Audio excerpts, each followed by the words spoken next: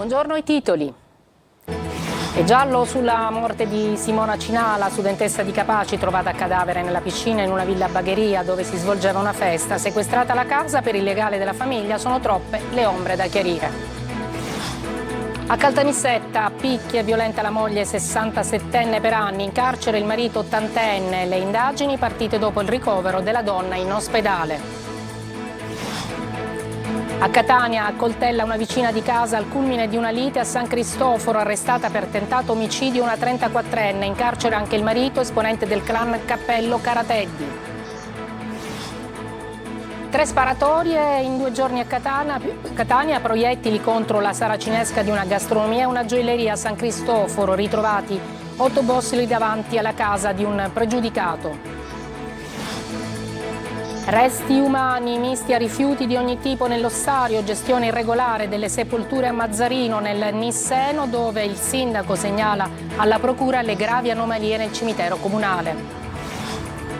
A Messina le Frecce Tricolori regalano sorrisi ai piccoli pazienti del Policlinico, oggi l'esibizione dei piloti acrobatici più amati del paese in una tappa dell'Air Show 2025. Calcio, con l'amichevole di oggi il Catania completa il ritiro a Norcia e prepara il ritorno in città. Vola la campagna abbonamenti, sfiorata quota 10.000. Trapani e Siracusa attendono novità dal mercato.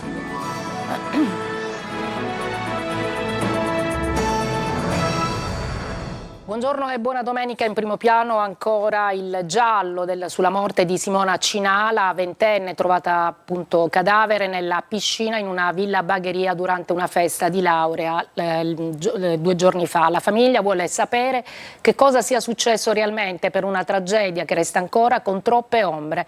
Intanto è stata sequestrata la villa e avviata l'inchiesta. Sentiamo Deladia Barbagallo. Cosa è successo in poco meno di un'ora? Dalle 3:20 alle 4:13 questo è il buco nero che ha inghiottito Simona Cinala, 20enne di Capaci, trovata morta nella piscina durante una festa di laurea in una villa a Bagheria. Un'amica ha detto ai carabinieri di averla salutata alle 3:20 quando ha lasciato la festa, mentre Simona è rimasta a ballare accanto alla console. L'allarme è stato dato alle 4:13. Sono stati gli amici della ragazza a chiamare il 112, il disperato soccorso del 118 e l'arrivo dei carabinieri che hanno sequestrato la villa e disposto l'autopsia sulla salma. Uno dei ragazzi, qualche ora dopo, è stato portato in caserma per il prelievo del DNA. Nella villa sono state trovate tracce di sangue, ma il giovane ha raccontato di aver dato un calcio per lo shock dopo aver saputo della tragedia e di essersi ferito. Sul sangue, tuttavia, gli investigatori che indagano sul caso faranno accertamenti. Restano ancora tanti punti oscuri sulla vicenda. La piscina era assolutamente vicina alla zona di danza, si ballava tutto sulla piscina, quindi non è normale che nessuno si nulla. Inoltre poi sono degli elementi su cui dobbiamo sicuramente fare ulteriori indagini, quale ad esempio il fatto che diversi testimoni hanno dichiarato che la ragazza è stata vista supina con la faccia verso su, e ciò stride chiaramente con la teoria dell'annegamento. Poi vi è il problema che comunque era un open bar e ci aspettavamo di trovare nella scena della piscina bottiglie, vetro, bicchieri, plastica, non c'è nulla di tutto ciò. Ancora siamo nella fase iniziale delle indagini, quindi secondo me uscirà ancora moltissimo su questa vicenda. Le ultime ore di vita di Simona è stata la stessa a raccontarle sui social. Una giornata iniziata con gli allenamenti di pallavolo nel campo di beach volley, la sua passione con il surf e lo skateboard. Simona viveva a Capaci, dove la conoscevano in tanti. Io ogni tanto andavo a vedere qualche partita, devo dire davvero una capacità di stare dentro il campo e credo anche dentro la vita davvero consapevole, forte. E che dire, la tristezza è infinita su tutti. Noi abbiamo annullato tutte le iniziative e gli spettacoli. L'inchiesta è solo all'inizio, nessuna pista al momento è esclusa. Un uomo di 80 anni è stato arrestato a Caltanissetta per aver picchiato e violentata la moglie per anni. Quest'ultima è stata salvata dai vicini che hanno sentito le urla. Il servizio di Rita Cinardi. Da 20 anni non le consentiva di uscire da casa se non in sua presenza per fare la spesa, così come non le permetteva di vedere i figli. Tutto questo in un clima di continue violenze e minacce. Lui, un ottantenne nisseno, è stato arrestato dai carabinieri per i reati di maltrattamenti in famiglia e violenza sessuale. A salvare lei, una donna di 67 anni, sono stati i vicini di casa che la sera del 18 luglio hanno contattato il 112 mentre la sentivano invocare aiuto dalla sua abitazione. Quella sera infatti l'uomo non solo l'avrebbe violentata per l'ennesima volta, ma avrebbe anche cominciato a percuoterla utilizzando un batticarne, la cinghia della cintura, calci e pugni. Una volta arrivati i carabinieri e gli operatori del 118 si erano trovati di fronte a una scena agghiacciante. La vittima, ricoperta di lividi e sanguinante, non riusciva più a muoversi. Subito era stata trasportata in ospedale, dove era emersa la frattura di 2 costole, un trauma alla nuca e lesioni ai polmoni, oltre che una serie di traumi e fratture pregressi che non erano mai stati curati. La donna non aveva mai avuto il coraggio di denunciare o di ribellarsi al marito, che aveva il pieno controllo su di lei. Alla vittima non era consentito uscire nemmeno per andare a trovare i figli. Questi ultimi hanno potuto rivederla soltanto quella sera in ospedale dopo 15 anni. Dopo le dimissioni è stato proprio in casa dei figli che ha potuto trovare rifugio, fino a quando, al termine delle indagini, è arrivata la misura di ordinanza cautelare per il marito, che dopo l'arresto è stato condotto in carcere. Adesso a Catania, nel quartiere di San Cristoforo, una donna è stata arrestata dopo aver accoltellato la vicina di casa al culmine di una lite. In carcere anche il marito, esponente del clan Cappello Carateddi, che minacciava la donna per farla andare via. Emanuela Corsi. Ti ammazzo, poi le coltellate. Una banale lite condominiale culmina con un accoltellamento nel cuore di Catania. Una storia di sopraffazione e prepotenze, dove è l'atteggiamento mafioso a prevalere. Teatro di questo episodio criminale, il quartiere di San Cristoforo. I protagonisti sono una donna di 34 anni e il marito 26enne appartenente al clan Cappello Carateddi. La vittima è invece una giovane donna catanese che la sera del 20 luglio scorso si è presentata al pronto soccorso dell'ospedale Garibaldi Centro in codice rosso, con diverse ferite d'arma da taglio alla spalla sinistra, all'avambraccio destro e al collo. Ad accoltellarla è stata la vicina di casa, inchiodata da una telecamera di sorveglianza che ha ripreso la scena dell'aggressione. Prima le minacce di morte davanti alle figlie minori, poi colpi dall'alto verso il basso, in rapida successione. La 34enne è stata bloccata da alcuni dei presenti alla vista della copiosa perdita di sangue della donna, ma dopo qualche istante ha ripreso la propria azione violenta.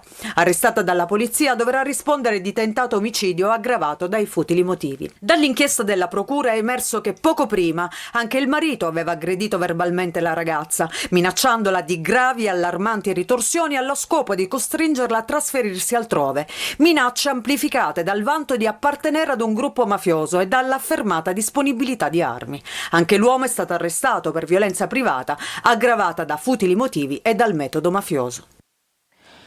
E si spara ancora a Catania in solo 48 ore, 3 episodi, più di 30 colpi di pistola a mitraglietta sono stati esplosi contro la saracinesca di una gastronomia di Viale Ammiraglio Caracciolo. A colpire sarebbero state 2 persone con un casco. Nelle immagini la saracinesca crivellata di colpi, stessa tecnica ma con una pistola che era stata usata il giorno prima contro una gioielleria di Viale Mario Rapisardi. Su questi 2 episodi indagano i carabinieri, che stanno cercando di capire se possono essere collegati, ma non solo negozi. La terza sparatoria prima dell'alba con colpi di pistola esplosi contro l'abitazione di un pregiudicato a San Cristoforo. È stata la vittima a chiamare il 112, sul posto sono intervenute pattuglie delle volanti della squadra mobile che hanno trovato 8 bossoli. Adesso ci sono un bilancio gravissimo, 2 morti e 13 feriti in 2 incidenti stradali avvenuti a Caltagirone e a Marsala. A perdere la vita un uomo di 71 anni e la figlia trentenne. Sentiamo Orazio Longo. Questa è la strada killer, la statale 417, la Catania-Gela. Negli anni teatro di incidenti gravi, gravissimi, mortali. L'ultimo è quello che ha visto coinvolti all'altezza di Caltagirone 2 auto articolati e 4 vetture. A morire sono stati Giuseppe Ruscica, di 71 anni, e la figlia Martina, di 33.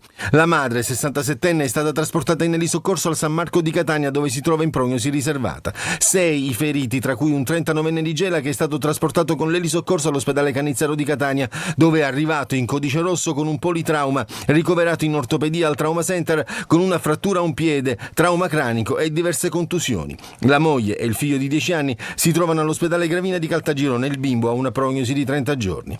Tutta da ricostruire la dinamica dell'incidente. Sul posto sono intervenuti l'Eli Soccorsi, i Carabinieri e la Polizia Municipale di Caltagirone. La magistratura ha aperto un fascicolo di indagine, ma rimane la preoccupazione di una comunità che chiede interventi di messa in sicurezza dell'arteria, troppe volte scenario di morte. A Marsala, lotta tra la vita e la morte, un giovane coinvolto in uno scontro tra 3 auto. In 7 sono rimasti feriti. Secondo una prima ricostruzione, le 2 auto che viaggiavano ad alta velocità in direzione del centro cittadino si sarebbero scontrate con una terza vettura sulla quale c'erano alcune ragazze che stavano tornando a casa. La zona non era illuminata, l'impatto sarebbe stato violentissimo. Avviati gli accertamenti, i conducenti sono stati sottoposti all'alcol test. Gestione irregolare delle sepolture a Mazzarino, siamo in provincia di Caltanissetta, il sindaco segnala alla procura gravi anomalie nel cimitero comunale, estumulazioni senza autorizzazione, loculi riassegnati, resti umani misti a rifiuti di ogni tipo nell'ossario. La magistratura sta indagando. GR Italia. A Mazzarino, lo storico cimitero comunale è finito al centro di un'inchiesta giudiziaria. Il sindaco Domenico Faraci ha presentato un esposto alla procura dopo aver rilevato numerose irregolarità nella gestione delle sepolture. C'è stata una situazione complessa nel passato, una gestione piuttosto alla leggera, portata avanti così, e che noi stiamo cercando di invertire la tendenza per cercare di mettere ordine. Le prime segnalazioni sono arrivate da alcuni cittadini. In alcuni casi lapidi provvisorie coprivano loculi con nomi diversi da quelli originali. I controlli hanno evidenziato estumulazioni effettuate senza preavviso e in assenza di atti ufficiali. Dai registri emerge una discrepanza evidente tra il numero delle estumulazioni e gli incassi registrati nelle casse comunali. Le operazioni, nella maggior parte dei casi, non risultavano né autorizzate né pagate. Il sindaco, in carica da pochi mesi, ha così rimosso alcuni dipendenti dell'ufficio cimiteriale e ha avviato una segnalazione formale all'autorità giudiziaria. Ho cercato di dare un nuovo ordine, un nuovo assetto amministrativo, abbiamo fatto delle rotazioni e oggi voglio dire c'è una situazione che è anche più sotto controllo.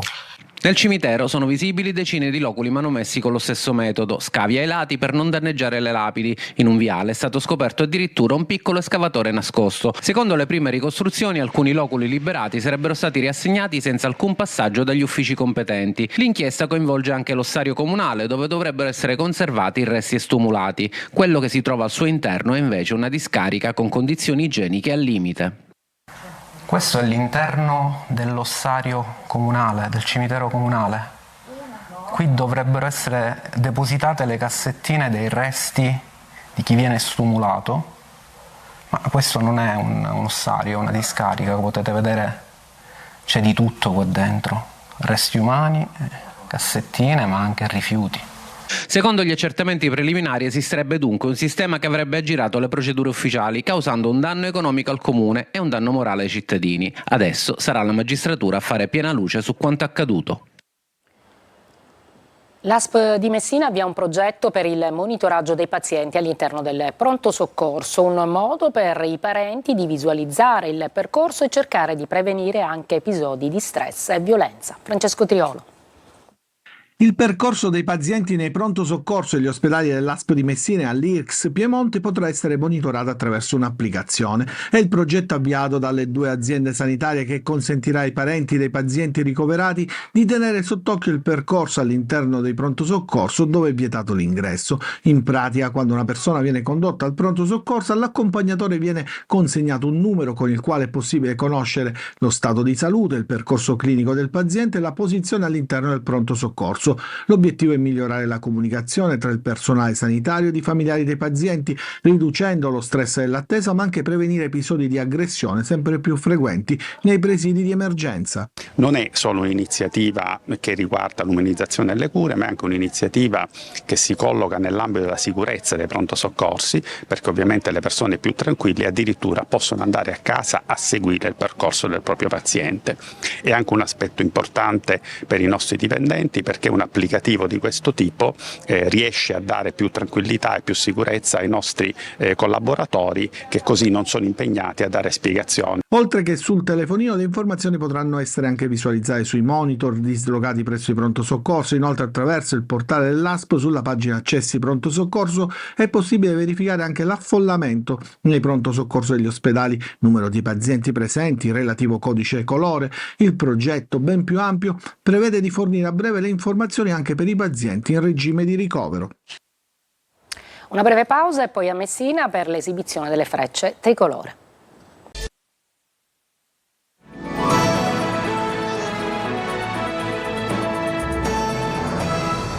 Oggi a Messina l'esibizione delle frecce tricolore, ma intanto ieri i piloti della squadra acrobatica hanno fatto visita ai piccoli pazienti dei reparti di pediatria del Policlinico di Messina. Francesco Triolo.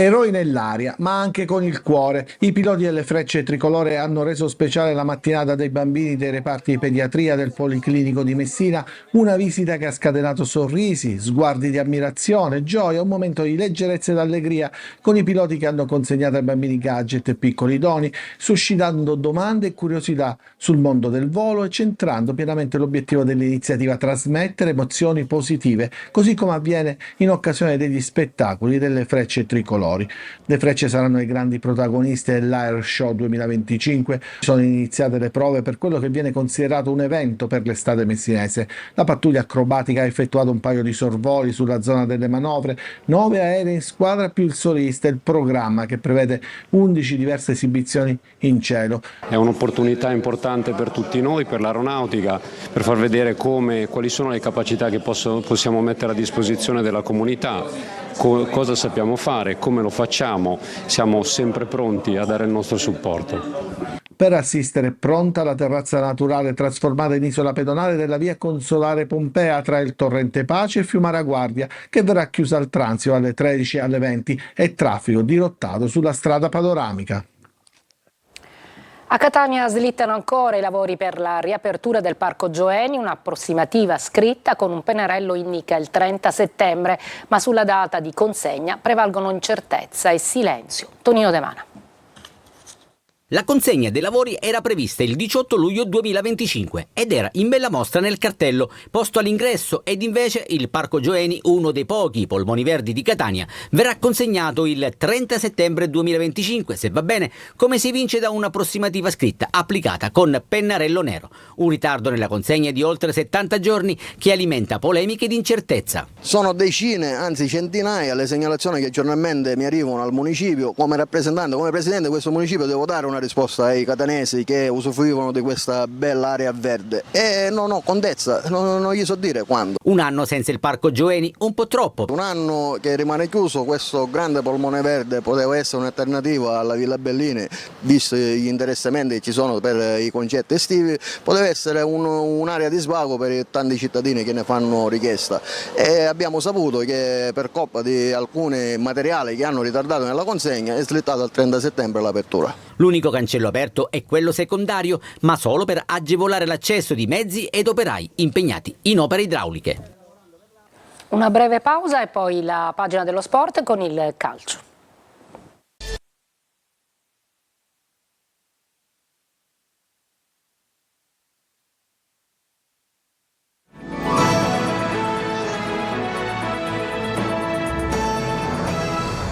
C'è il calcio, oggi allenamento congiunto del Catania Norcia contro il Monte Spaccato, abbonamenti vicini a quota 10.000. Trapani e Siracusa attendono novità dal mercato. Sergio Colosi. Con l'amichevole contro il Monte Spaccato, formazione laziale di Serie D, il Catania completa il ritiro di Norcia e prepara il ritorno in città. Gli acquisti di Martic e Corbari, che assicurano esperienza e nuove soluzioni a Toscano, hanno avuto un effetto positivo sugli abbonamenti, che a breve raggiungeranno quota 10.000 in attesa di ulteriori impennate. Si lavora ad un amichevole per il prossimo 10 agosto, che coincida con il giorno della presentazione della squadra. Il mercato rossazzurro rimane sempre molto attivo attesi altri colpi di qualità, soprattutto a centrocampo e in attacco. In uscita tante trattative, valigie pronte per Peralta, De Rosa e Marsura, è solo questione di giorni. Riposo per il Trapani dopo il ritiro di Troina, ma non per i dirigenti granata, che con l'arrivo di un difensore e un trequartista completeranno l'organico. Sono circolati i nomi di Michele Camporese, un esordio in A con la Fiorentina e quasi 300 presenze tra B e C, e di Michele D'Ausilio, protagonista della promozione ad Avellino, ma si lavora sotto traccia ad altre soluzioni. Da lunedì ritiro a Canicattini per il Siracusa, che insieme a Damian ha abbracciato 2 giovani del Pisa classe 2006, il mediano Jacopo Frosali e il difensore lituano Motius Sapola. È tutto per questa edizione, la prossima alle 14. Grazie per l'attenzione e ancora buona domenica.